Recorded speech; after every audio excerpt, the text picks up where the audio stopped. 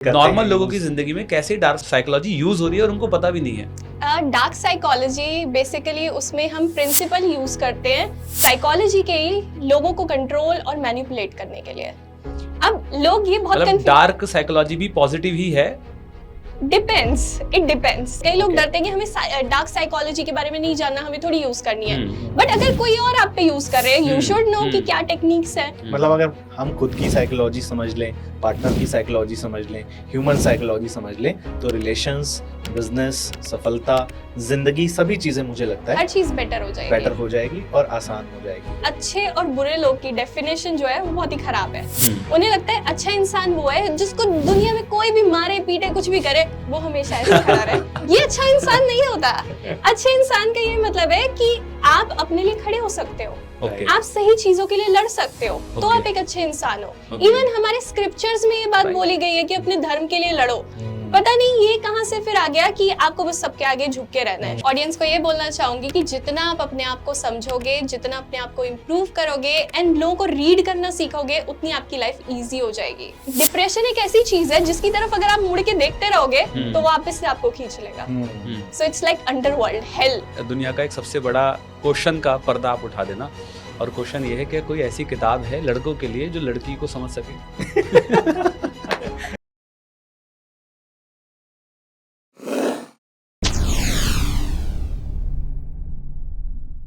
So hello everybody, बहुत बहुत स्वागत है आप सभी लोगों का हमारे यूट्यूब चैनल जेम्स टॉक के ऊपर।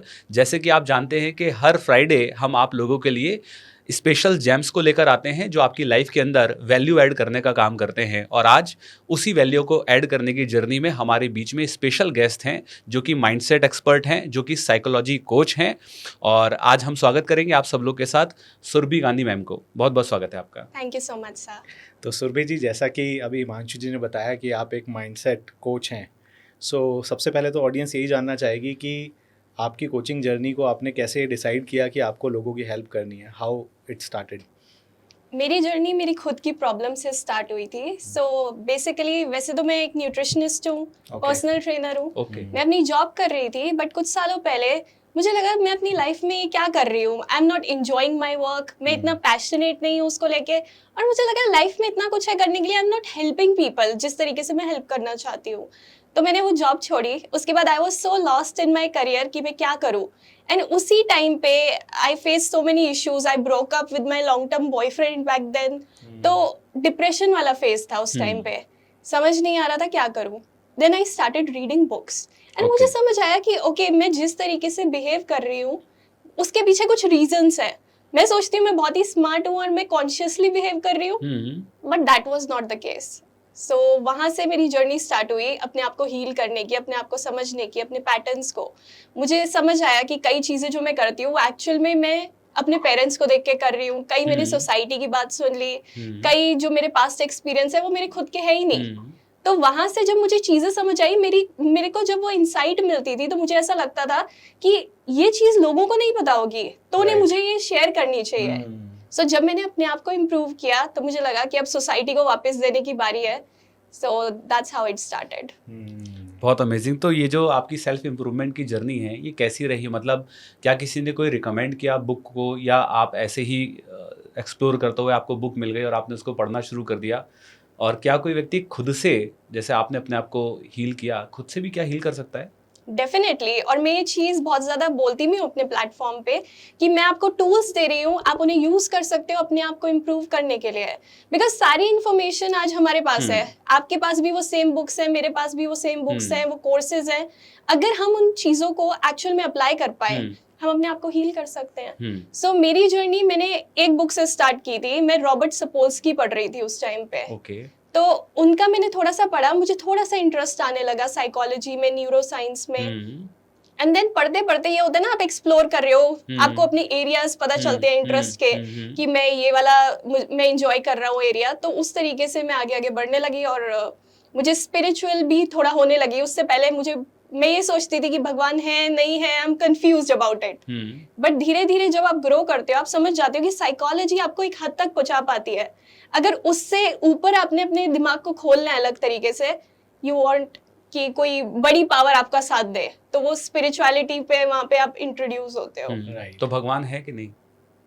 डिपेंड आप भगवान की आपकी डेफिनेशन क्या है। आपने क्या जाना? मेरी डेफिनेशन बहुत अलग है, तो मुझे ऐसा लगता है कि डेफिनेटली भगवान है, और भगवान की कोई डेफिनेशन आप नहीं दे सकते हो, बिकॉज भगवान को डिफाइन करना, किसी भी डेफिनेशन को देना मतलब आपने किसी चीज को सर्कल में बांध दिया है। और भगवान कोई ऐसी चीज नहीं है जिसकी आप बाउंड्री लगा दो। वो बाउंड्री के बाहर भी है, बाउंड्री के अंदर भी है, बाउंड्री के बिना भी है। So you can not define God. अच्छा, आपने ऐसा क्या सीखा उस किताब से कि आप हील कर पाए और आप ओवरकम कर पाए? ऐसी क्या समझ में आ गई बात आपको? ऐसी कोई स्पेसिफिक एक बुक नहीं है जिससे मेरे दिमाग को ऐसे खोला या इम्प्रूव किया, बट ऐसी बहुत सारी इनसाइट्स आप धीरे धीरे धीरे धीरे गैदर करते हो, जिससे आपको समझ आता है आपकी साइकी वर्क कैसे करती है। जैसे जब मैंने साइकोलॉजी पढ़ना शुरू किया था, शुरुआत में जब मैं नई नई टर्म्स पढ़ रही थी वो इंटरेस्टिंग होता था, अच्छा इस चीज को ये बोलते हैं, इसको वो बोलते हैं। बट जैसे जैसे आप आगे बढ़े आपको समझ आया आपका दिमाग एक पैटर्न में काम करता है कि आप एक तरीके के लोगों से अट्रैक्टेड हो, आप एक तरीके का काम करते हो, आप एक तरीके की थॉट्स आती हैं आपके मन में। सो यू अंडरस्टैंड कि ये कहाँ से चल रहा है। सो तुम उस रैबिट होल में जाने लग जाते हो। तो वो मेरे साथ हुआ कि वहां से मुझे इंसाइट मिलने लगी। और मैंने ये भी नोटिस किया, जैसे आज किसी को कोई प्रॉब्लम होती है माइंड से रिलेटेड, तो हम क्या करते हैं, आप साइकोलॉजी की कुछ बात समझाने लग जाते हैं इंटेलेक्चुअली। एंड इंटेलेक्चुअली लोगों को समझ नहीं आती हैं चीजें। अगर मैं आपको बोलूं नेगेटिव मत सोचो, आप नहीं सोचो, बंद नहीं करोगे नेगेटिव सोचना। तो उस इंसान को पता है कि क्या करना चाहिए क्या नहीं करना चाहिए, बट ये बात उसके दिमाग में बिठाना, ये मैंने अपनी जर्नी से सीखा कि मेरे दिमाग में कैसे बातें बैठती हैं, तो मुझे इसी तरीके से लोगों के दिमाग में बातें बिठानी है। जैसे I will give you a simple example. When I was depressed, हर कोई ये बोलता था उदास होने की क्या बात है, लाइफ तो अच्छी चल रही है, डिप्रेस्ड क्यों हो, खुश रहो। अब क्या ये बात समझ में आती है? सही बात है। नहीं आती। बट मैंने एक कहानी पढ़ी डिप्रेशन पे उस टाइम पे, जो मेरे दिमाग में बहुत अच्छे से बैठ गई और उसने मेरे को हेल्प किया। सो कहानी बहुत ही सिंपल है। एक बार एक बंदा होता है, वो अंडरवर्ल्ड में जाता है, हेल में जाता है। तो जो हेल के राजा होते हैं, किंग ऑफ द अंडरवर्ल्ड, वो उनसे मिलता है। वो बोलता है मैं भूले भटके अंडरवर्ल्ड में आ गया, हेल में आ गया, तो अब मैं यहाँ से बाहर कैसे निकलूं? तो जो अंडरवर्ल्ड के किंग होते हैं वो उनसे बोलते हैं मेरी 2 शर्तें हैं यहाँ से बाहर निकलने के लिए। 1, तुझे कोई अपनी चीज जो तुझे बहुत जरूरी है वो सैक्रिफाइस करनी पड़ेगी। और जब तू यहाँ से निकल रहा होगा तो वापस से मुड़ के पीछे मत देखियो। तो वो अपनी जो उसको चीज इंपॉर्टेंट होती है, जिस तरीके से वो सोचता है या जो बातें करता है, वो वहां पे सैक्रिफाइस करता है और वो वहां से निकल जाता है और मुड़ के कभी वापस नहीं देखता। अब ये स्टोरी को हम सिंबॉलिकली डिप्रेशन के लिए समझे। अगर आपको डिप्रेशन है, आप उससे बाहर नहीं निकल सकते जब तक आप कई अपनी हैबिट्स को ना छोड़ दो। और डिप्रेशन एक ऐसी चीज है जिसकी तरफ अगर आप मुड़ के देखते रहोगे तो वापस से आपको खींच लेगा। So it's like underworld, hello. तो ये स्टोरी ने मेरे को ऐसी छोटी छोटी बहुत सारी स्टोरीज है जो मैं शेयर करती रहती हूँ। राइट। तो हिमांशु जी बताएंगे, खैर ये तो इसके एक्सपर्ट हैं कि ये पैटर्न्स होते हैं, क्या ब्रेक होता है सब। डेफिनेटली, जैसे साइकोलॉजी की हमारी बात हो रही है, तो साइकोलॉजी तो न्यूरॉन्स के कारण ही जनरेट होती है। हमारे ब्रेन्स में 80 बिलियन न्यूरॉन्स हैं और वही न्यूरॉन्स हमारे थॉट्स क्रिएट करते हैं। और जो हमारी प्रोग्रामिंग है वो 5 प्रकार की प्रोग्रामिंग है, उन्हीं प्रोग्रामिंग पर हम ऑपरेट करते हैं लाइफ के अंदर। हम NLP के अंदर ऐसी ही बातें करते हैं।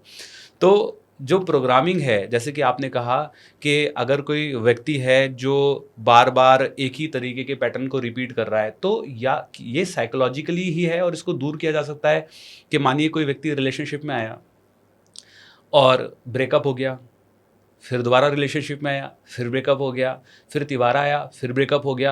मतलब जब भी वो रिलेशनशिप में आता है या लाइफ पार्टनर मिलता है या शादी होती है, उसका जो पार्टनर है वो हमेशा वैसे ही मिलता है, टॉक्सिक ही मिलता है और उसके रिलेशनशिप के अंदर हमेशा लड़ाई झगड़े ही होते रहते हैं। तो क्या साइकोलॉजी ये कहती है कि स्पेसिफिक पैटर्न्स हैं जो उस व्यक्ति के हैं जिससे वो सेम नार्सिसिस्ट पर्सनैलिटीज़ को अट्रैक्ट कर रहा है? ऐसा कुछ है क्या?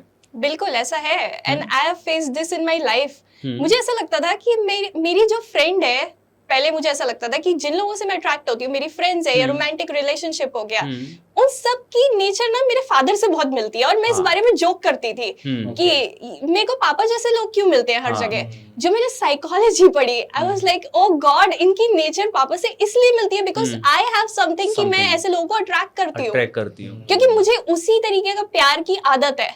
हाँ तो मुझे वही प्यार समझ में आता है। समझ में आता है। एंड लोगों के साथ ये चीज होती है कि आपके अंदर कुछ ऐसा है, आपने ऐसे एक्सपीरियंसेस देखे तो आपको वैसे ही लोग अच्छे लगेंगे। जैसे कि कोई लड़की है जिसने बचपन में देखा कि फादर बहुत ज्यादा टॉक्सिक है, लेट्स से, right. अब वो एक नॉर्मल लड़के से मिल रही है तो उसको लगेगा ही इज सो बोरिंग, हाँ। मुझे कोई ऐसा चाहिए जो रोलर जो कोस्टर roller दे। coaster दे। सो ये चीज होती है लोगों के ये साथ। होती है, मतलब जो आपके पैटर्न्स हैं उसी से सिमिलर पैटर्न्स के लोगों को आप अट्रैक्ट कर रहे हैं, और आप बार बार ये कंप्लेंट कर रहे हैं कि मेरे पार्टनर के अंदर कमी है, वो टॉक्सिक है। इसका मतलब ऐसा नहीं है, आपके जो पैटर्न्स अट्रैक्ट करने के बने हैं वो वैसे ही कहीं ना कहीं बन गए हैं। इसको हम मॉडलिंग कहते हैं एनएलपी के अंदर, कि आपके रोल मॉडल्स जो होते हैं, अगर उन रोल मॉडल्स को हम देखेंगे तो उन रोल मॉडल्स की क्वालिटीज़ को अगर आप लिखेंगे तो उनकी 5 क्वालिटीज़ और आपकी 5 क्वालिटीज़ में सिमिलैरिटी मिलेगी जिस व्यक्ति को आप रोल मॉडल मानते हैं।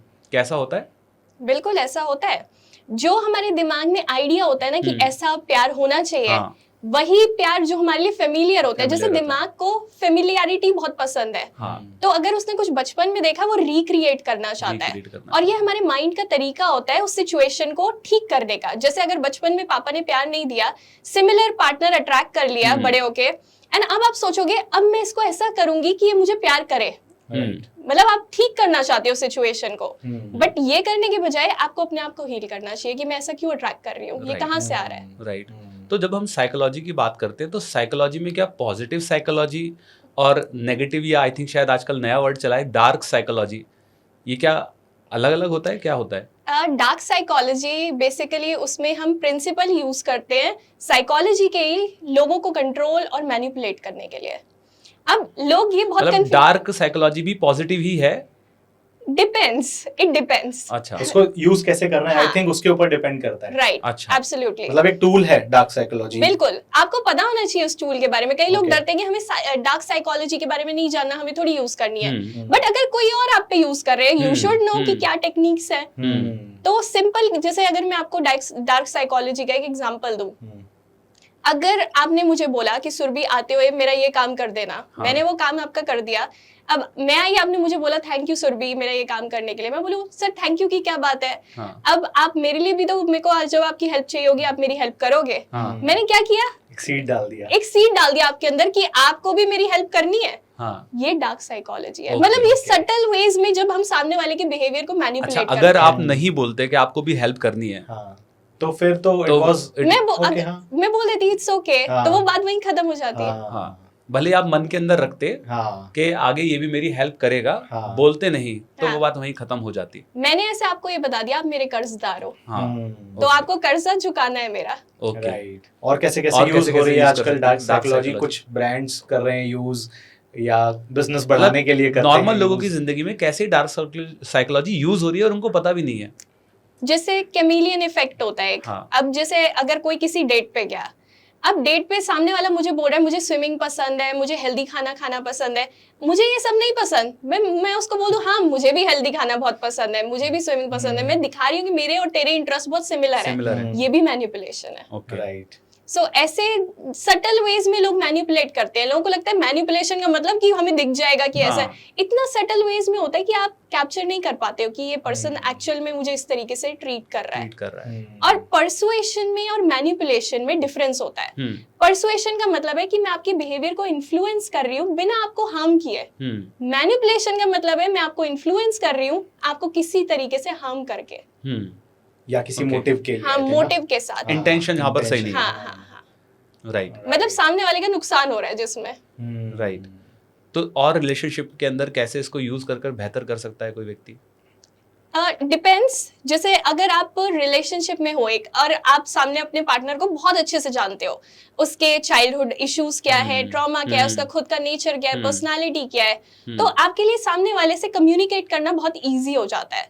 लेट्स से अगर किसी में बहुत ज्यादा डर है, पोजेसिव है कोई अपने पार्टनर के लिए, तो आप ये बोलो मेरे साथ पोजेसिव इतना क्यों हो, मैं कौन सा कुछ चीट कर रहा हूँ या कुछ, आप गुस्सा हो सकते हो। या फिर आप समझ सकते हो कि ये पोजेसिवनेस आ कहाँ से रही है, बॉइल डाउन करके उसको देख सकते हो कि अच्छा इनके चाइल्डहुड में ये इश्यूज थे, ऐसा ऐसा हुआ, that's why she behaves the way she behaves. Right. Business में इसको कैसे यूज कर सकते हैं जो लोग बिजनेस कर रहे हैं, they want to, dark psychology को बिजनेस में कैसे यूज कर सकते हैं? सो बिजनेस में क्या होता है, जैसे हर जगह ह्यूमन इंटरेक्शन होती है। राइट अगर आप हायर कर रहे हो किसी को अपने ऑफिस के लिए, वहां पे भी आप देख रहे हो कि पर्सन कैसा है, उसकी पर्सनालिटी कैसी है। अगर आप मार्केटिंग कर रहे हो, वहां पे भी आप लोगों का सोचते हो उन्हें क्या चीज क्लिक करेगी। अगर आप सेल्स कर रहे हो, वहां पे भी आप ह्यूमंस के बारे में सोचते हो कि किस तरीके से मुझे प्राइस प्रेजेंट करना है, किस तरीके से मुझे डील क्लोज करनी है, कैसे इनके क्वेश्चन के आंसर करने हैं। सो हर जगह आप साइकोलॉजी को यूज कर सकते हो। जैसे टीम से काम कराते वक्त भी हाँ, आप उनकी साइकोलॉजी को यूज कर सकते सेल्स हैं। में भी आप इसको Sales यूज में कर भी। सकते हैं। बहुत ज्यादा सेल्स और मार्केटिंग में तो सबसे ज्यादा यूज होती है। कुछ उदाहरण सेल्स में जैसे- डार्क साइकोलॉजी को कैसे यूज करें, कुछ उदाहरण। जैसे एक टेक्निक होती है foot in the door technique. Okay. तो उसमें क्या होता है कि अगर मैं आपसे कोई छोटा सा फेवर मांगू, चांसेस है कि आप मुझे बड़ा एक फेवर देने के लिए रेडी हो जाओगे। जैसे अगर मैं आपको बोलूं कि आप मेरे से ये बुक खरीद लो, तो आप शायद सीधा बुक ना खरीदो। ओके। मैं आपको बोलूं मैं आपको ये एक फ्री चीज दूंगी, आप मुझे बस अपना ईमेल एड्रेस दे दो। ओके। तो वो फुट इन द डोर है, मैंने आपसे ईमेल ले लिया, अब मैं आपको जो भी है आगे बात करती रहूंगी, मेरा कुछ कांटेक्ट हो गया आपसे। या फिर मैं अगर आपको बोलूं कि आप मुझे बस 500 रुपए दे दो, 500 रुपए कोई भी दे देगा मुझे, बट अगर मैं सीधा 1 लाख मांगू नहीं देगा। तो फुट इन द डोर का मतलब है थोड़ा से चीज पे अग्री करा लो, तो चांसेस है कि सामने वाला बड़ी चीज पे भी अग्री कर देगा। एग्री कर जाए। तो क्या रिलायंस जियो ने भी डार्क साइकोलॉजी को यूज किया? मतलब अच्छी स्ट्रैटेजी है, वो अच्छी स्ट्रैटेजी है। उसने हमें भी एक तरीके से हेल्प किया और उनके लिए वो विन विन सिचुएशन थी मेरे हिसाब से। भाई यूज किया। I won't say that. Use किया।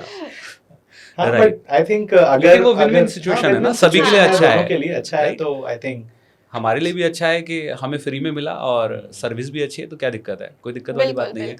तो जैसे कि डार्क साइकोलॉजी की हमारी बात हो रही है, जिसमें हम सेल्स में भी यूज़ कर सकते हैं, रिलेशनशिप के अंदर भी यूज़ कर सकते हैं, किसी को इन्फ्लुएंस और किसी पर प्रभाव डालने के लिए। मानिए बहुत सारे इन्फ्लुएंसर्स हैं और आजकल तो हर कोई प्रभाव डालना चाहता है, अपना इंप्रेशन जमाना चाहता है। तो डार्क साइकोलॉजी के कुछ ऐसे टिप्स जिसको क्विक वे में यूज़ कर कर आप सामने वाले को वाव एकदम इम्प्रेस कर सकते हैं। मैं इसको डार्क साइकोलॉजी नहीं बोलूंगी, बट परसुएशन बोलूंगी कि अगर आप एक इन्फ्लुएंसर हो, आपको ग्रो करना है, अगर आप अपनी स्टोरी सुनाओगे, वल्नरेबल होगे लोगों के आगे, then people will connect with you. आपको आज के टाइम पे ऑथेंटिसिटी बहुत मुश्किल है, क्योंकि हर कोई बेच रहा है, कुछ अपना ही कुछ करना चाहता है, कुछ गेन करना चाहता है। बट अगर आप उस टाइम पे भी ऑथेंटिक रहोगे, आप दिखाओगे कि आप में भी वीकनेसेस हैं, आपके भी ऐसे डेज होते हैं जब आप अच्छा फील नहीं करते, तो लोग कनेक्ट कर पाते हैं उससे। Okay, right. इससे प्रभाव इफेक्ट पड़ता है। हाँ, बहुत ज्यादा। और कोई वे? इसके अलावा मुझे लगता है कि अगर आप लोगों के साथ ट्रू एक कनेक्शन बनाने की कोशिश करोगे, जैसे ऐसा होता है कि हम ये सोचते हैं लोग मुझे ये दे दे, लोग मुझे पैसा दे दे, लोग मेरे को लोग से लीड मिल जाए, बट कभी भी ना मांगने से कुछ नहीं मिलता, हमेशा देने से मिलता है। तो आप ये सोचो कि मैं अपनी ऑडियंस को सर्व कैसे कर सकता हूँ। एग्जैक्टली। बिकॉज एक ऐसे सेइंग है कि जो सेंट्स होते हैं वो ये बोलते हैं कि शिवा भी मेरा स्लेव बन जाएगा अगर मैं हर चीज को शिव की तरह सर्व करूंगा। मतलब क्योंकि हर चीज में भगवान है, आप में भी भगवान है, मेरे में भी भगवान है, प्लांट में भी भगवान है। तो मेरी इंटेंशन ये होनी चाहिए कि मैं एक प्लांट की कैसे हेल्प कर सकूं, मैं एक इंसान की कैसे हेल्प कर सकूं। हर एक चीज को जब मैं सर्व करने की भावना से आगे बढ़ूंगी तो मैं खुद भी ग्रो होंगी। एग्जैक्टली। इसमें क्या होता है कि आई थिंक जब हम दो इंटेंशन है, एक है अपने फायदे वाली कि सिर्फ अपने बारे में सोच रहे हैं, एक है देने वाली। सो जब हम देने वाली इंटेंशन पे होते हैं, इंटेंशन कोई भी हमारी डिटेक्ट कर सकता है, इवन एनिमल्स तक हमारी इंटेंशन डिटेक्ट कर लेते हैं। सो कई बार जब इंटेंशन प्योर होती है तो वो कनेक्शन, रैपो, सब कुछ डेवलप ऑटोमेटिकली हो जाती है। बहुत एफर्ट्स मुझे लगता है वहां नहीं मारने पड़ते। What do you say? You are right. And जैसे आपने एनिमल्स वाली बात बोली, मुझे डॉग से बहुत डर लगता है। तो क्या होता है, जब भी मेरे अराउंड डॉग होते हैं ना, दे कैन सेंस कि तुम डर में हो, तो मैं जानबूझ के ना थोड़ा ब्रॉड होके चलती हूँ ताकि वो सेंस ना करे कि मेरे अंदर डर है। सेम चीज स्नेक्स के साथ होती है कि अगर आपके पास आसपास स्नेक है और आप डरे हुए हो, वो सेंस कर लेता है। और सेम चीज लोग सेंस कर लेते हैं, क्योंकि एनिमल सेंस कर पा रहा है तो लोग भी सेंस कर लेते हैं। अगर तुम कुछ इनऑथेंटिक चीज बोल रहे हो या किसी चीज में तुम बिलीव नहीं करते, दे कैन सेंस इट। सो वही चीजें बोलो जिनमें आप बिलीव करते। मेरे बहुत सारे स्टूडेंट्स हैं जो मुझसे पब्लिक स्पीकिंग सीखते हैं, उनको फियर होता है पब्लिक स्पीकिंग का, स्टेज का फियर होता है, कंटेंट भी डिलीवर करते हैं। तो how it can help them, थोड़ा सा उनके लिए कुछ अगर आप गाइडेंस दे दें। मेरे को ऐसा लगता है कि स्टेज फियर तब जाएगा जितना आप प्रैक्टिस करोगे। अगर आप यही सोचते रहो, जैसे हम अपने मन में अगर कितना भी कोई चीज पढ़ते रहे, जब तक मैं उस चीज को ट्राई नहीं करूंगी तब तक लगेगा कि क्या है, मतलब कैसे है, कितना इंटेलेक्चुअली उसको डाल लूंगी मन में।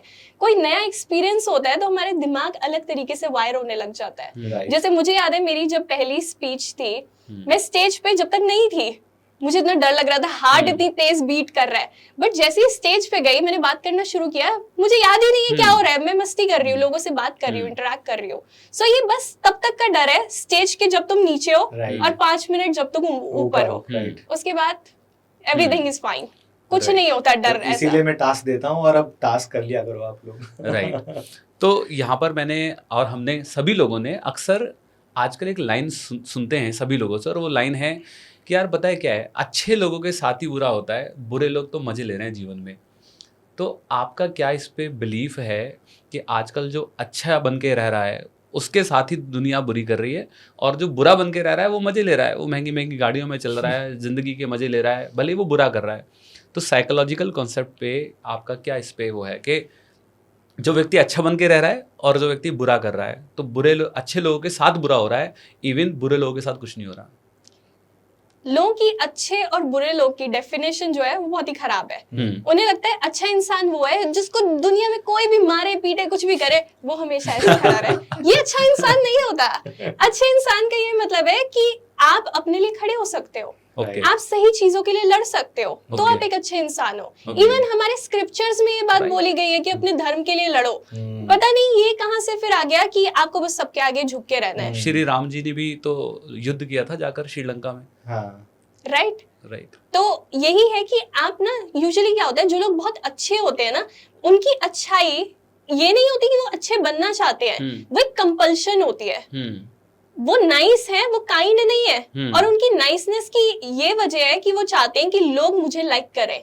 मतलब बदले में वो ये चाहते हैं कि तू जो बोलेगा मैं हाँ में ला दूंगा, बट बदले में मुझे लाइक करियो, मेरे से कोई कॉन्फ्लिक्ट में मत आइयो। बट अगर आप काइंड होगे तो वो कंपल्शन नहीं है। जब आप सही को सही बोल सकते हो, गलत को गलत बोल सकते हो, आप बहुत पावरफुल होगे and people will respect you more. Respect के लिए बहुत जरूरी है कि आप अपने लिए स्टैंड लेना शुरू करो, अपने लिए बोलो। बहुत सारे लोग नो नहीं बोल पाते, मैंने देखा है कि वो कुछ भी, अगर उनको कोई बोल रहा है फ्रेंड चल यहाँ घूमने चलते हैं, तो चल यार मना नहीं कर सकता हूँ, अभी पढ़ाई कर रहा है कुछ तो बीच में से चले जाएंगे छोड़ के, कोई काम में बिजी है। तो नो कहना कितना इंपॉर्टेंट अकॉर्डिंग टू यू?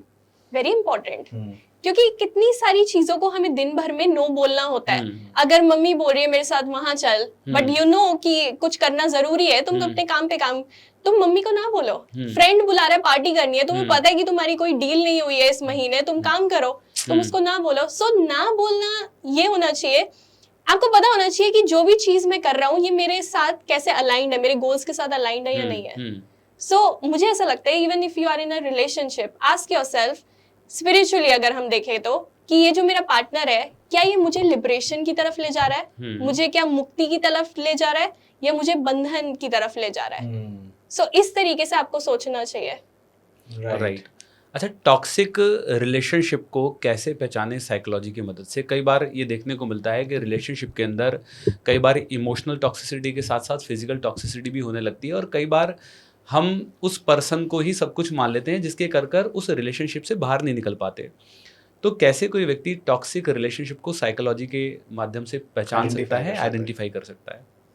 अगर कोई इंसान आपको बेटर बनाने की कोशिश कर रहा है और आपको इनपुट्स दे रहा है, लोग कई बार बोलते हैं कि ये तो टॉक्सिक है। अगर if I am overweight, let's say मैं 50 किलो ओवरवेट हूँ और मेरा पार्टनर मुझे बोल रहा है कि Surabhi you need to reduce weight, आपकी हेल्थ के लिए बुरा है, और अच्छे वे में मुझे समझा रहा है, वो टॉक्सिसिटी नहीं है, वो आपके अच्छे के लिए बोल रहा है। बट अगर आपको कोई टॉन्ट मार रहा है कि ये क्या हाल बना रखा है, यू लुक अगली, दैट्स टॉक्सिसिटी। मतलब एक हर एक चीज को बोलने का एक तरीका है। अगर आप इनपुट दे रहे हो उसको एक तरीके के साथ दो। सो आपको ये चीज देखनी चाहिए कि सामने वाला अपना इनपुट किस तरीके से आपके सामने ला रहा है, किस तरीके से दे रहा है।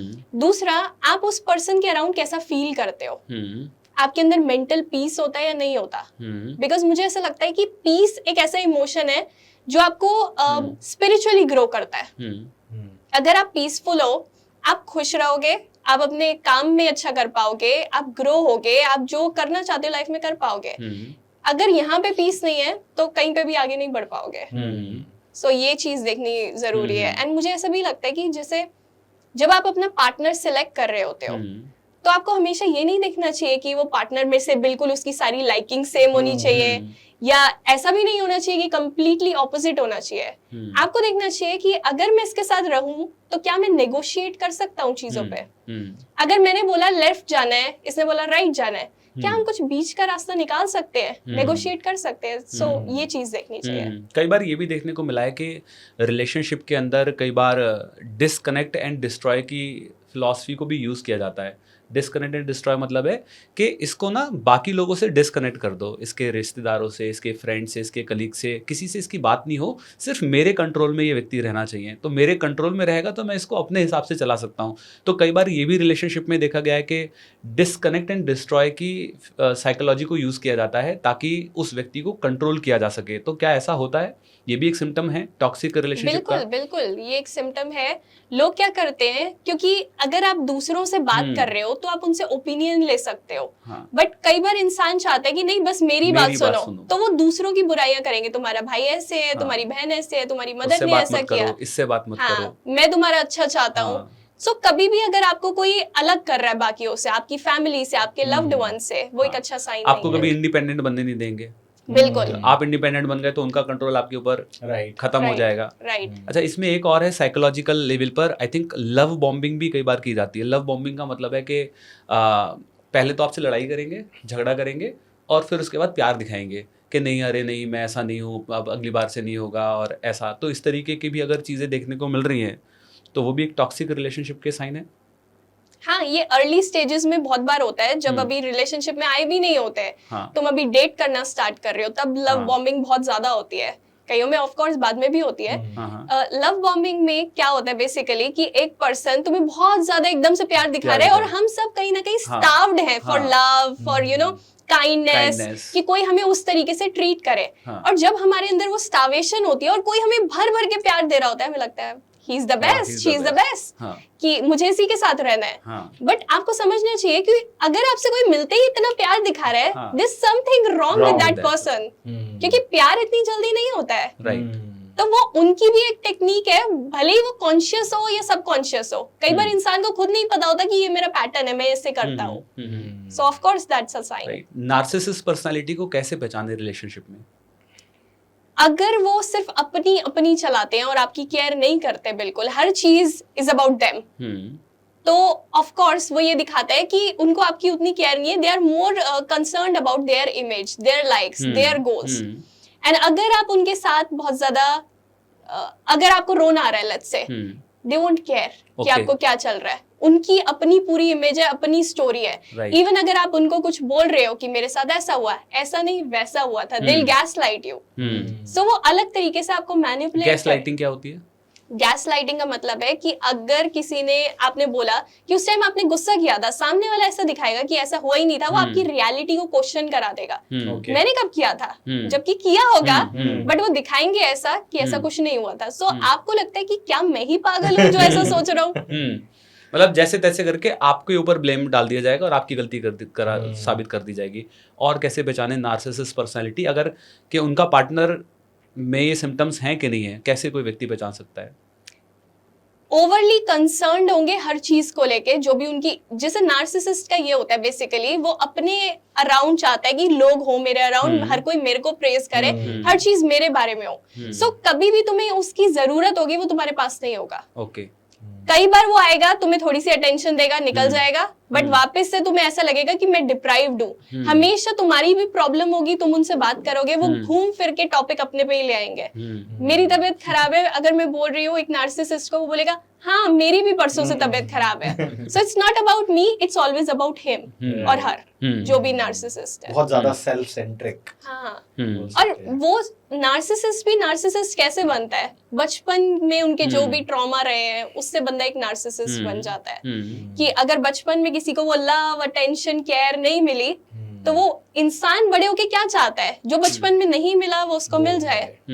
एंड नार्सिसिस्ट लोग अट्रैक्ट भी अपनी तरफ उन्हीं लोगों को करते हैं जो बहुत ही एम्पैथेटिक होते हैं। क्योंकि अगर मेरे में बहुत काइंडनेस है, मैं बहुत लोगों को चांसेस दे देती हूँ, तो नार्सिसिस्ट मेरे से अट्रैक्ट होगा। क्योंकि मैं लोगों को बिल्कुल आसमान में चढ़ा दूंगी, उनसे बहुत प्यार से बात करूंगी, उन्हें पूरी लव केयर अटेंशन दूंगी, तो वो एक ना ट्रॉमा बॉन्ड बोलते हैं बन जाता है कि मेरा ये ट्रॉमा है कि मैं बहुत ज्यादा नाइस हूँ, उसका ये ट्रॉमा है कि वो नार्सिसिस्ट है। तो ये कपल एक्चुअल में बहुत ज्यादा होते हैं। ये ट्रॉमा बॉन्ड है। ट्रॉमा बॉन्ड है ये। तो अगर किसी का पार्टनर नार्सिसिस्ट पर्सनालिटी है तो उसको कैसे हैंडल किया जाए, कैसे उसको टैकल किया जाए? अब तो शादी हो चुकी है, अब तो पार्टनर है। अगर बिफोर अगर शादी है तो ठीक है, चलो ऑप्शन है उसके पास में, बट अगर शादी हो चुकी है और फिर अब उसको पता चल रहा है पॉडकास्ट देखने के बाद कि ये तो मेरे पार्टनर में सिम्टम्स हैं, तो उसको कैसे डील किया जाए? Don't react, respond. ओके। अगर नार्सिसिस्ट चिल्ला रहा है, तुमने ये किया वो किया वो किया, एंड आप वापस से वो कर रहे हो, they won't listen to you. आपको बिल्कुल ऐसे रहना होगा, जैसे ग्रे रॉक टेक्निक बोलते हैं, कि आपको बिल्कुल ऐसे दिखाना है कि आपको फर्क नहीं पड़ता। आराम से कुछ बात बोलनी है तो बोलो, और अगर आपको लग रहा है कि अभी सही टाइम नहीं है बात करने का, डोंट आर्ग्यू विद देम, थोड़ा सा डिस्टेंस मेंटेन करो। जब आपको लगे ठीक है, then you can tell them कि ये ऐसे बात थी। बट उनके साथ चिल्ला के आपको कभी कुछ नहीं मिलने वाला, कभी कुछ नहीं करने वाला। तो इज इट पॉसिबल दैट उस पर्सनैलिटी को, नार्सिसिस्ट पर्सनैलिटी को हम चेंज भी कर सकते हैं, या हमें ट्राई नहीं करना चाहिए? दैट्स अ डिफिकल्ट क्वेश्चन, क्योंकि कई लोग ऐसे रिलेशनशिप में होते हैं जो एक ऐसा पार्टनर के साथ होते हैं जो नार्सिसिस्ट होता है, और हमारी ये आदत होती है कि इस इंसान में ना सब अच्छा है, बस ये चीज चेंज हो जाए तो सही रहेगा। बट द थिंग इज, हम किसी को चेंज नहीं कर सकते, इंसान खुद चेंज हो सकता है। हम उन्हें इंस्पायर कर सकते हैं चेंज होने के लिए कि आप में ये सारी क्वालिटी अच्छी है, आप अपने आप को इम्प्रूव करने की कोशिश करो। जब भी उनका मूड अच्छा हो, आप इंस्पायर कर सकते हो, but you can not change them. Change किसी को नहीं कर सकते। राइट। चेंज करने पर ध्यान ना देकर अपने खुद को चेंज करने पर ही हमें ध्यान देना चाहिए, अगर रिलेशनशिप को हमें बेहतर करना है। राइट। हाँ, अपने ऊपर ध्यान देना चाहिए और उनको भी इंस्पायर करना चाहिए इन अ वे टू बी बेटर। जैसे अगर आप किसी के भी साथ हो, कैसे सामने वाला, अगर मेरा कोई पार्टनर है साथ में, कैसे वो इम्प्रूव कर सकते हैं। हम सब इनपुट्स देते हैं, तो उन्हें इस तरीके से इनपुट देना चाहिए। Right. तो अभी जैसे ट्रॉमा की आप बात कर रहे थे, चाइल्डहुड ट्रॉमास होते हैं, सो इससे कैसे डील किया जाए, या इसको कोई कैसे ओवरकम कर सकता है अगर उसके कुछ ट्रॉमास चल रहे हैं उसके साथ? So how to get over with those things? सबसे पहले ट्रॉमा के लिए आपको अवेयरनेस होनी चाहिए। अवेयरनेस यानी आपको पता होना चाहिए कि आपके साथ क्या हुआ, या आपका कैसा पैटर्न चलता आ रहा है, और आप किस तरीके से बिहेव करते हो। अवेयर होना मतलब पता होना कि ये कैसे काम कर रहा है। बट हीलिंग सिर्फ अवेयरनेस से नहीं होती। कई लोगों को पता होता है कि मेरा चाइल्डहुड ट्रॉमा ये रहा, मेरे साथ ऐसा हुआ था, तभी मैं आज ऐसी करती हूँ, बट उससे आप हील नहीं होगे। हील आप तब होगे जब आप नए एक्शन लेना शुरू करोगे। First you have to be aware, then you have to start taking new action. मतलब उस तरीके से ऑपरेट नहीं करना जैसे आप करते आ रहे थे, नए एक्शन लेने हैं। राइट। और आई थिंक वो नए एक्शंस क्या होंगे, वो शायद उसको जानने के लिए किसी की गाइडेंस की जरूरत होगी। वो ज्यादा बेटर रहेगा कोई गाइड करे। बिल्कुल, हाँ, क्योंकि कई बार ये होता है कि आपको पता है चीज क्या है, आपको पता है क्या करना चाहिए, बट आपको पता नहीं करे कैसे। मैं कर नहीं पा रही, कंसिस्टेंट नहीं हो पा रही नए एक्शन के साथ। सो आपको एक अगर मेंटर है या कोई भी आपको हेल्प कर सकता है, तो आप उस ट्रैक पे सही रहते हो। क्या रिलेशनशिप से रिलेटेड ही सवाल है, और पता नहीं क्यों रिलेशनशिप सेंट्रिक जा रहा है, तो अच्छी बात है। Is it any way in the psychology to identify the person before coming into the relationship कि ये व्यक्ति नार्सिसिस्ट हो सकता है कि नहीं हो सकता है, या रिलेशनशिप में आने से पहले ही कुछ ऐसे क्राइटेरियाज हैं साइकोलॉजिकल या डार्क साइकोलॉजी में, जिससे हम एक अच्छा पार्टनर चुन सकें, या एक अच्छा रिलेशनशिप पार्टनर के हम कर सकें?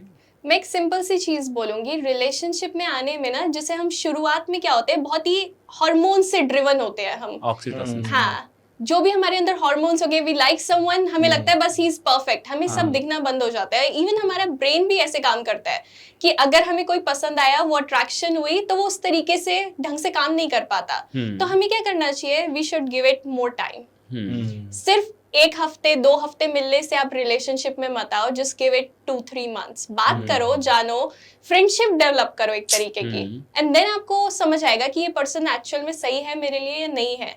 और बिल्कुल पर्सन ऐसा नहीं होना चाहिए कि एग्जैक्ट सेम आप सोचो कि मेरे को मेरे जैसा कोई मिल जाए। कॉम्प्लीमेंट्री ऑपोजिट होना चाहिए।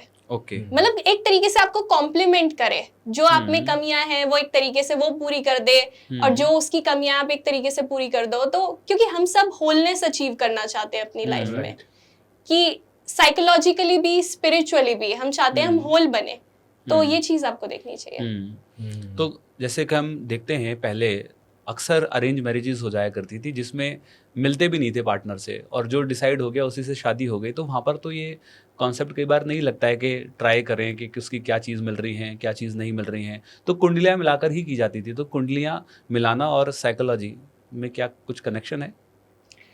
कुंडली और साइकोलॉजी, वैसे एस्ट्रोलॉजी अगर हाँ। हम देखें और साइकोलॉजी थोड़ा रिलेटेड है, Related दोनों है। कॉन्सेप्ट्स रिलेटेड है।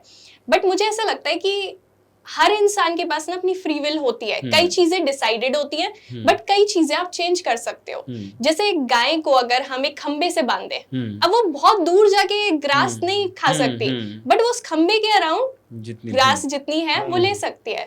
तो सेम साइकोलॉजी हम यूज कर सकते हैं। हम बिल्कुल अपने आप को ट्रांसफॉर्म नहीं कर सकते कि मैं सोचूं मैं बिल्कुल ही एक डिफरेंट पर्सन बन जाऊं, बट बहुत हद तक हम कर सकते हैं। सो हमें उस तरीके से उस चीज को यूज करना चाहिए। राइट। अच्छा, एक क्वेश्चन मेरा ये है कि बहुत सारे लोग जो हमें अभी सुन रहे हैं, they are into some profession, कोई बिजनेस कर रहे हैं, they want to succeed in their life. So life में सक्सेसफुल होने के लिए क्या साइकोलॉजी होनी चाहिए, क्या सोच होनी चाहिए अकॉर्डिंग टू यू, कि वो अपने गोल्स को अचीव कर पाएँ, सक्सेसफुल हो पाएँ, जो वो टारगेट्स उन्होंने लिए हैं, जो गोल्स उन्होंने लिए हैं, दे हिट इट ऑन टाइम? आपको ना अपने माइंड को ब्रेन वॉश करना है सक्सेस के लिए। हम सब के कई ऐसे बिलीव्स होते हैं मनी के रिगार्डिंग, सक्सेस के रिगार्डिंग, फेमस होने के रिगार्डिंग। सो उन सारे बिलीव्स को आपको ठीक करना है। एम्पावरिंग बिलीव्स होने चाहिए, लिमिटिंग नहीं होने चाहिए। जैसे बहुत सारे लोग जो फेमस होना चाहते हैं कि मैं सोशल मीडिया पे ग्रो करूं, उनका ये बिलीफ होता है मुझे कोई देखे ना। अंदर ये बिलीफ है कि मुझे मेरे कोई रिलेटिव्स ना देख लें, या आसपास वाले लोग क्या सोचेंगे कि मैं क्या क्रिएटर बनने का ट्राई कर रहा हूँ। अगर आपके अंदर ये बिलीफ है तो आप फेमस नहीं हो पाओगे, बिकॉज आप ऑपरेट उस अंडरस्टैंडिंग के साथ करोगे। सो आपको इस लिमिटिंग बिलीफ को ट्रांसफॉर्म करना होगा अगर आप सक्सेसफुल होना चाहते हो। इवन जिस तरीके से आप मनी को यूज करते हो वो भी डिपेंड करता है कि आपके बचपन में बिलीव्स क्या रहे, ट्रॉमा क्या रहा। सो जितना अपने आप को जानोगे, जितनी सेल्फ अवेयरनेस बढ़ाओगे, उतना बेटर वे में लाइफ को नेविगेट कर पाओगे। तो मनी अट्रैक्ट करने के लिए क्या साइकोलॉजी होती है? मनी साइकोलॉजी आप बता रहे थे कि आप पढ़ाते हो, सो व्हाट इज दिस साइकोलॉजी जिससे कि ज्यादा मनी अट्रैक्ट कर पाए कोई? आपको अबंडेंस के साथ जीना है। ये नहीं सोचना मेरे पास ये चीज है नहीं तो मैं कैसे करूंगा। भले ही वो रिलेशनशिप हो, भले ही वो पैसे की बात हो, कुछ भी फाइनेंशियल इशू हो, आपको हमेशा ये सोचना है मेरे पास बहुत है। अगर लेट्स से आप एक डेट पे गए हो, अब वहां पे आप डेस्परेट होके जा रहे हो कि ये मेरी डेट है, अब मुझे इसी पे सक्सेसफुल होना है, अगर इसने ना बोल दिया अब पता नहीं मेरा क्या होगा, तो वो डेस्परेशन सामने वाला फील कर लेगा। अगर आप सेल्स के लिए जा रहे हो, आप क्लाइंट से बात कर रहे हो, अगर आप बहुत डेस्परेट हो, सर प्लीज ले लो ना ले लो, तो वो सामने वाला समझ जाएगा कि यार इससे कुछ नहीं होगा, मैं नहीं ले सकता इससे। बट अगर आप बहुत चिल्ड आउट हो कि मेरे पास बहुत क्लाइंट्स है, मेरी तो सेल हो ही जाएगी, सो अगर वो अबंडेंस आपने अपने अंदर इम्बॉडी कर ली, सामने वाला फील कर लेगा कि मैं इस पर्सन में बिलीव करता हूँ, ये कॉन्फिडेंट लग रहा है, तो वो अबंडेंस माइंडसेट से ऑपरेट करना है हमें लाइफ में। Great, right. ग्रेट। तो क्या माइंडफुलनेस के थ्रू भी हम अपनी लाइफ के अंदर ये जो इश्यूज हैं इनको भी ओवरकम कर सकते हैं? आपका क्या इसमें टेक है? माइंडफुल रहने का मतलब है प्रेजेंट में रहना, अवेयर होना आप जो भी चीज कर रहे हो। जैसे कई बार होते हैं फोन पे लोग बात कर रहे होते हैं और गाड़ी चला रहे होते हैं, गाड़ी ठुक जाती है क्योंकि वो प्रेजेंट में नहीं है, दिमाग कहीं और है और वो कुछ और कर रहे हैं। जैसे कार्ल यूंग का एक कोट है, until you make the unconscious conscious it will direct your life and you will call it fate. जब तक आप लाइफ में अनकॉन्शियसली चलते रहोगे, आप बोलोगे ये मेरी किस्मत है, बट वो किस्मत नहीं है, आप अनकॉन्शियसली चल रहे हो। तो माइंडफुल होने का यही मतलब है कि बस जो कर रहे हो पूरा ध्यान उसी में उसी टाइम पे लगाओ। जैसे अगर हम अभी बात कर रहे हैं तो पूरा बात करते हुए लगाए, अगर आप काम कर रहे हो पूरा काम करते हुए ध्यान होना चाहिए। राइट। सो अब अगला सेक्शन की तरफ हम बढ़ रहे हैं, that is myth versus fact. So कुछ मिथ होते हैं लोगों के काफ़ी सारे, और जितने भी हमारे एक्सपर्ट आते हैं उनसे हम क्लियर करते हैं कि ये मिथ है कि फैक्ट है। So let's get ahead on that, and the first question is, successful people are born talented. No, that's not true. Okay, so what is that truth? कोई भी बच्चा पैदा होता है ना, उसकी एक प्रवृत्ति होती है, एक इनेट पर्सनालिटी होती है। जैसे कोई बच्चा होता है, वो पैदा होता है, बहुत रोता है, कई बहुत काम होते हैं। सो आप एक बहुत ही वीक पर्सनालिटी के साथ पैदा होते हो, वन। दूसरा, आपकी पर्सनालिटी अफेक्ट होती है आपके नर्चर से, किस तरीके की पेरेंटिंग हुई, कैसे एक्सपीरियंसेस रहे। तीसरा, आप हर चीज को क्या मीनिंग देते हो, ये डिपेंड करता है। सो ये 3 चीजें डिक्टेट करती हैं कि आप सक्सेसफुल होगे या नहीं होगे। आई will give you an example. अगर एक बच्चा पैदा हुआ, वो बहुत ही नेगेटिव सा रोता रहता है, जब से पैदा हुआ है पहले दिन से बहुत ज्यादा रोता है। अब उसकी पेरेंटिंग जो हुई वो भी बहुत खराब हुई कि भाई जो घर वाले हैं वो सुनाते रहते हैं, घर में लड़ाई चलती रहती है। बट ये बच्चा थोड़ा स्पिरिचुअली ग्रो होने लगा। इसने सोचा जो भी हुआ ठीक है, मैं इसको गलत मीनिंग देने की जगह, ये सोचने की जगह मेरी किस्मत खराब है, मैं ये सोचता हूँ ये एक्सपीरियंसेस थे, अब मैं लोगों की हेल्प करूँ। तो इसने क्या किया, वो सारी चीज को, सारे पास्ट को ड्रॉप कर दिया, बैगेज को। सो ये सक्सेसफुल हो सकता है, बट अगर आप गलत मीनिंग दो तो आप नहीं हो पाओगे। सो ये तीनों चीजें अफेक्ट करती है। राइट। तो अगला सवाल ये है कि जो मल्टीटास्किंग है वो बहुत इंपॉर्टेंट है ज़िंदगी में प्रोडक्टिव होने के लिए। एक बारी में बहुत सारे काम करना या बहुत सारे बिजनेसेस या बहुत सारे सोर्स ऑफ इनकम क्रिएट कर लेना एक साथ ही। So this is our truth और this is our myth, multitasking. That's a myth. So what is the truth? Because क्या होता है, आप अगर कोई टास्क कर रहे हो, फिर आप एकदम से दूसरा टास्क कर रहे हो, तो आपका माइंड अलग अलग, जैसे अगर कोई मैं मैथ्स का क्वेश्चन ले रही हूँ लेट्स से, और फिर मैं अपने फ्रेंड से बात कर रही हूँ, और फिर मैं सोशल मीडिया चेक कर रही हूँ, तो मेरे दिमाग के अलग अलग एरियाज एक्टिव होंगे। मैथ्स के लिए अलग होगा, फ्रेंड से बात करते हुए अलग, सोशल मीडिया के लिए अलग। सो जब मैं इतनी जल्दी जल्दी स्विच करूंगी, मैं अपना बेस्ट परफॉर्म नहीं कर पाऊंगी, क्योंकि ब्रेन उस तरीके से काम कर रहा है। लेफ्ट और राइट ब्रेन में जो स्विचिंग है वो इतनी इजीली नहीं हो पाती है। Yes, right. I think focus ही नहीं हो पाएगा एक जगह पर। राइट। सो अगला क्वेश्चन है, conflict in a relationship is a sign of failed relation. Myth. Conflict हर जगह होता है, भाई बहन में होता है, हमारी मम्मी से होता है, पापा से होता है, बट हम रिलेशनशिप को ऐसा देखते हैं कि ये डिफरेंट है, यहाँ कॉन्फ्लिक्ट नहीं होना चाहिए। कॉन्फ्लिक्ट तो हर जगह होगा, भाई में, बहन में, सब जगह। बट आपको ये देखना चाहिए कि उस कॉन्फ्लिक्ट को मैं कैसे ठीक कर सकता हूँ, कैसे उसको ओवरकम कर सकता हूँ। क्योंकि अगर आप सामने वाले से नेगोशिएट, जैसे मैंने बोला, बहुत इंपॉर्टेंट है करना, कि आप और मैं एक दूसरे की सुन सकते हैं कि अच्छा तू ये बोल रहा है कि मैंने गलत किया, मैं ये बोल रही हूँ कि आपने उस टाइम ऐसा बिहेव किया। सो यू अंडरस्टैंड कि क्या बोल रहा है। राइट। मैच्योरिटी क्या होती है इसके अंदर, एक मैच्योर तरीके से कैसे डील किया जाए जब कॉन्फ्लिक्ट हो रहा है उस समय पर। एक मैच्योर कुछ टिप्स अगर आप देना चाहें कि एटलीस्ट ऐसे आप डील कर सकते हो। एक बहुत ही इंपॉर्टेंट चीज जो मैं बोलूंगी लोगों को करनी चाहिए जब भी किसी से कॉन्फ्लिक्ट हो, आप सामने वाले की पूरी बात सुनो, उनको बोलो आप बिल्कुल सही बोल रहे हो, मैं आपकी पूरी बात समझ गई। सामने वाले को वैलिडेटेड फील होता है कि अच्छा ये बस अपनी नहीं बोल रही, इसको मेरी बात समझ आई है, सिर्फ एक लाइन बोलने से। And then you explain your thing. Right. और सीधे एक्सप्लेन करने की जगह पहले बोलो I got it, you are correct, आप ठीक बोल रहे हो, लेकिन फिर उसके बाद आप स्टार्ट हो जाओ। Got it. राइट। तो कुछ हमारे क्वेश्चन है रैपिड फायर हो गए। हाँ। तो रैपिड फायर के कुछ क्वेश्चन है, जिसमें सबसे पहला क्वेश्चन है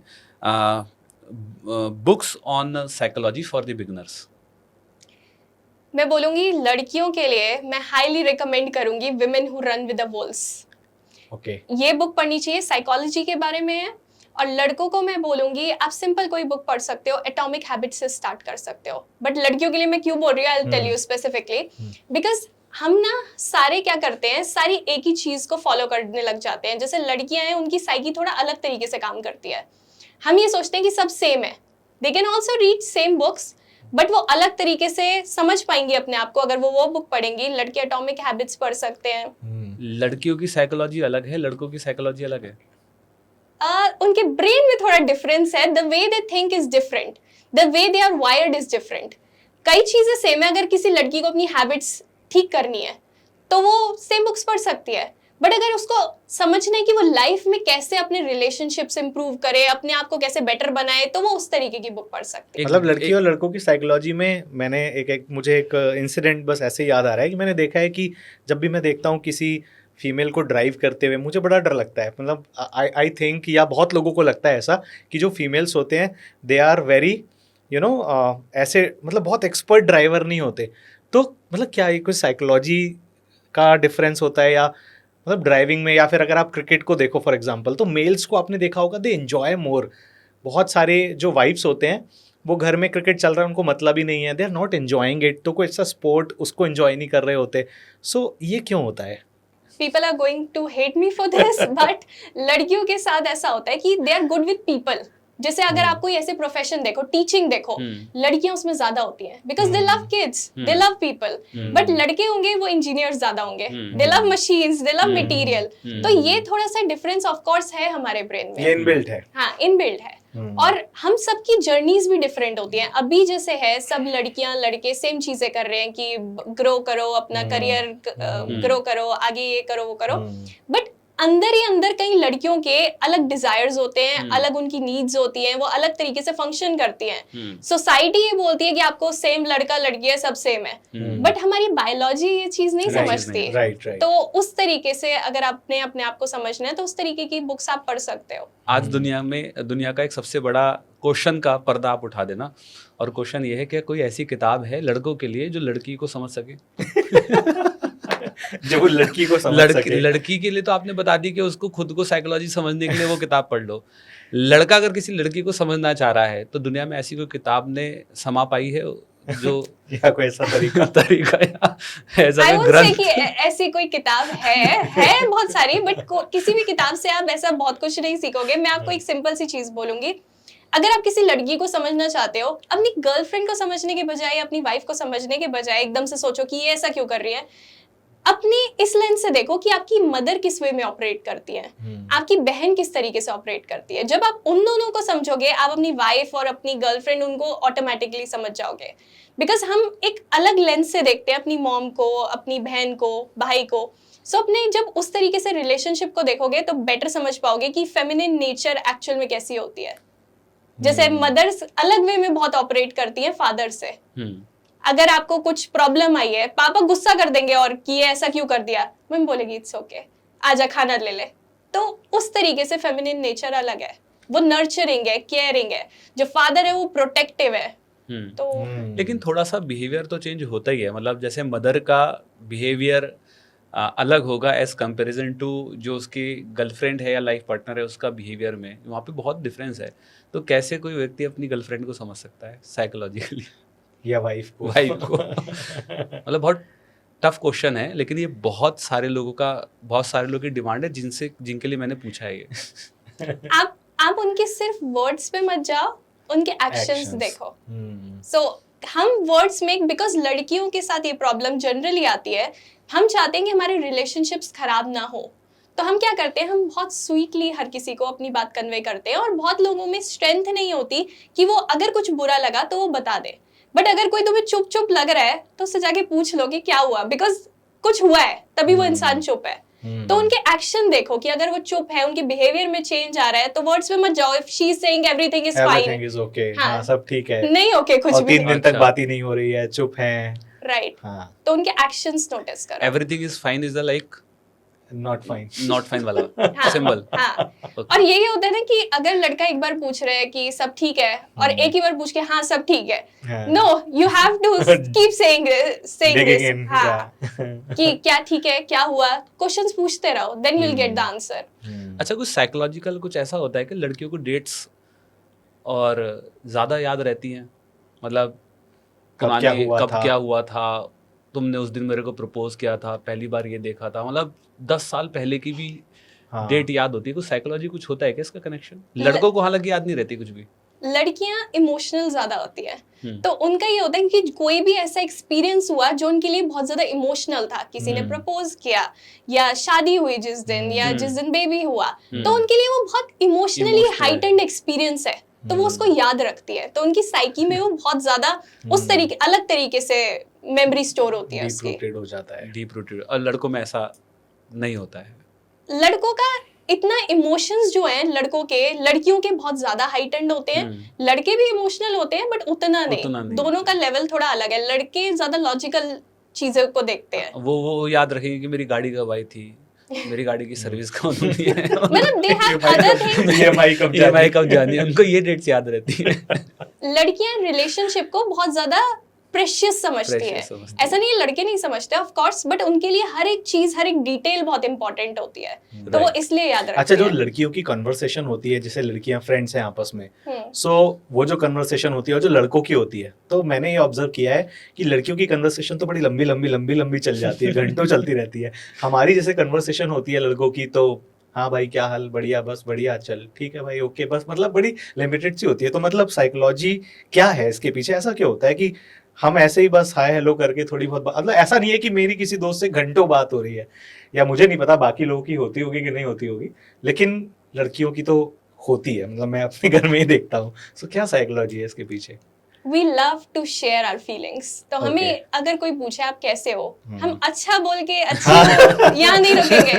वील टेल दैट मेरा दिन ऐसा रहा, फिर मैं शॉपिंग करने गई, फिर वहां पे मेरे साथ ये हुआ, मेरी कैब नहीं आई और फिर मैं लेट हो गई, मम्मी ने डांट लगाई, मेरे को कुछ खाने को नहीं मिला। तो इट्स लाइक दैट, क्योंकि हमें लगता है कि मैं पूरा अपना एक्सपीरियंस शेयर करूं, हमें अपनी फीलिंग्स के बारे में बात करना पसंद है। और तभी ये होता है ना कि अगर लड़का लड़की की लड़ाई होती है तो लड़की बोलती है बताना क्या, वो शेयर कर फीलिंग्स को, हाँ। लड़का बोलता है मुझे बात नहीं करनी। हाँ। लड़के को थोड़ा सा दूर होना उस टाइम पे पसंद होता है, बट लड़की सोचती है कि ये शेयर क्यों नहीं कर रहा। बट दोनों के तरीका अलग है कॉन्फ्लिक्ट से डील करने का। आपकी फेवरेट बुक कौन सी है? The heroine's journey by Maureen Murdock. The heroine's journey. हाँ, ओके। जैसे लड़कों की बुक है the hero's journey, Joseph Campbell की बुक है, और ये जो लड़कियों की बुक है इसमें भी जर्नी के बारे में है। सो मैंने अपनी जर्नी पे ये चीज देखी है। मैंने आपसे बात की थी शैडो के बारे में, डार्क साइकोलॉजी की हम बात कर रहे थे। कई बार ऐसा होता है हमारे अंदर कि जिस चीज को हम हेट करते हैं ना, वो हमारे ही एक पार्ट होता है जिसको हम सामने प्रोजेक्ट कर रहे हैं। आई will give you an example. जैसे कई बार आपने हेटर्स, आप ऑनलाइन काम करते हो, आई एम श्योर कुछ ना कुछ खराब कमेंट्स आते होंगे, ठीक है। अब जो हेटर आपके बारे में बोल रहा है, बहुत चांसेस है कि वो उसी के बारे में है। Okay. तो ये शैडो होती है कि मतलब अगर जो इंसान अपने में ये चीज नहीं देख पा रहा, वो आप पे प्रोजेक्ट कर देगा। तो उस बुक में ये सारी चीजें हैं कि कैसे आप अपनी शैडो को पहचान सकते हो, क्या आपकी जर्नी होनी चाहिए लाइफ में। तो अगर कोई किसी को ऐसे ट्रोल कर रहा है या बोल रहा है, कोई काम कर रहा है तो उसको क्रिटिसाइज कर रहा है, सो उसको इस चीज को कभी भी पर्सनली नहीं लेना चाहिए, या हाउ टू टेक इट, थोड़ा सा ये भी आप गाइड कर दो लोगों को। क्योंकि जब लोग काम कर रहे होते हैं, कुछ बड़ा करने की सोच रहे होते हैं, सो पीपल क्रिटिसाइज, लोग ताने भी मारते हैं, मजाक भी बनाते हैं, हंसते भी हैं, पागल भी बोलते हैं, पागल हो गया, अनकन्वेंशनल स्पेशली अगर कोई कुछ कर रहा है तो उसको लोग इस तरीके से ट्रीट करते हैं। So how to tackle that, अगर आप गाइड कर पाए। अगर कोई भी आपके पास नेगेटिव कमेंट आ रहा है, मैं उसको बोलूंगी उसके नीचे ना हमेशा छलनी लगा के देखो कि इस कमेंट में कुछ कंस्ट्रक्टिव है या नहीं है। अगर कंस्ट्रक्टिव है तो जो नीचे आ रहा है उसको स्वीकार कर लो कि मेरे में ये कमी है, Right. मुझे ये चीज ठीक करनी चाहिए। बट अगर आपको दिख रहा है सामने वाला फालतू की हेट कर रहा है, Right. अगर किसी ने लिखा यू लुक अगली, अब उसमें क्या कंस्ट्रक्टिव है? सही बात। बट अगर आप कोई बोलो कि आप अपना बैकग्राउंड इस तरीके से करो, अच्छा हाँ, दिखेगा आपका फेस, वो कंस्ट्रक्टिव है। हाँ, तो यू कैन टेक दैट। तो बस ये देखो कि कुछ है उसमें या नहीं है अच्छा। Right right. फेवरेट मूवी आपकी कोई? आई डोंट वॉच मूवीज इतना, बट मुझे दिलवाले दुल्हनिया ले जाएंगे अच्छी लगती है। तो साइकोलॉजी समझने के लिए कोई मूवी अगर आप रिकमेंड करना चाहो? Matrix, okay.